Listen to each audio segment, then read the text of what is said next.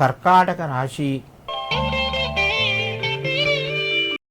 ఈ రాశి వారికి రోజు పనులు కలిసి వస్తాయి, అనుకూలంగా ఉంది.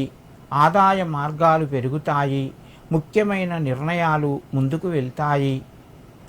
శుభకార్యాలకు సంబంధించిన పనుల్లోపట కొంత ఆనందాన్ని కలగజేసేటువంటి వార్తను వింటారు. మిత్రుల సహకారంతో మీకు ఆదాయ మార్గాలు కూడా పెరుగుతాయి. కర్కాటక రాశివారు ఈరోజు నమో భగవతే వాసుదేవాయ అనేటువంటి నామాన్ని 9 సార్లు చదువుకొని మీ పనులు ప్రారంభించండి. మీకు మరింత శుభయోగం కలుగుతూ ఉంటుంది. సింహరాశి.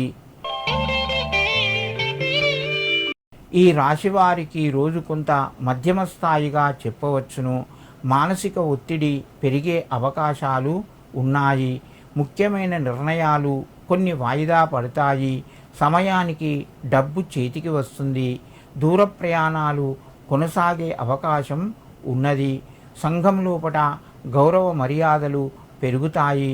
సింహరాశి వారు ఈరోజు మీ యొక్క గురువుకు నమస్కరించుకొని తోచిన దగ్గరికింత దక్షిణ కూడా ఇవ్వండి. మీకు మరింత శుభయోగం కలుగుతూ ఉంటుంది. కన్యారాశి. ఈ రాశి వారికి మధ్యమ స్థాయిగా చెప్పవచ్చును. పనులు మెల్లగా ముందుకు కొనసాగుతాయి. ఆరోగ్యం పట్ల జాగ్రత్తగా ఉండండి. బంధువుల నుంచి కొంత మాట పట్టింపు ఎక్కువగా ఉండే అవకాశాలు ఉన్నాయి. సమయానికి కొన్ని నిర్ణయాల లోపల మార్పులు కూడా జరుగుతాయి.